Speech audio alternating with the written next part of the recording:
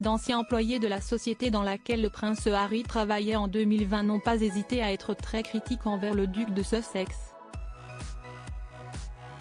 Le prince Harry est au cœur d'un nouveau scandale en effet, des anciens employés de la société dans laquelle il travaillait en 2020 ne sont pas tendres avec lui, des commentaires très négatifs ont été trouvés, des confidences dérangeantes. À son arrivée aux États-Unis en 2020, le prince Harry avait très peu de projets. Toutefois, il a accepté de devenir directeur dans la société BetterUp qui est spécialisée dans la santé mentale. Si ce projet lui tenait à cœur, voilà que le duc de Sussex, qui a été payé $1 million par mois pour son job, est au centre d'une nouvelle polémique. En effet, d'anciens employés n'ont pas hésité à le critiquer avec ferveur.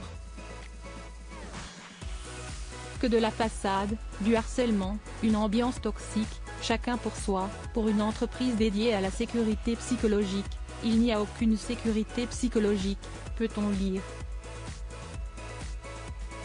Certains vont même jusqu'à proposer de virer le prince Harry. Un sacré coup dur pour le prince Harry qui a toujours été très engagé sur le sujet de la santé mentale. Mais il semblerait que ces critiques fassent également écho à celles d'anciens membres du personnel du couple, qui travaillaient pour Meghan Markle et le prince Harry quand ils étaient encore à Londres. Tom Quinn, expert en royauté, a révélé à The Express des conversations qu'il a eues avec ses anciens employés.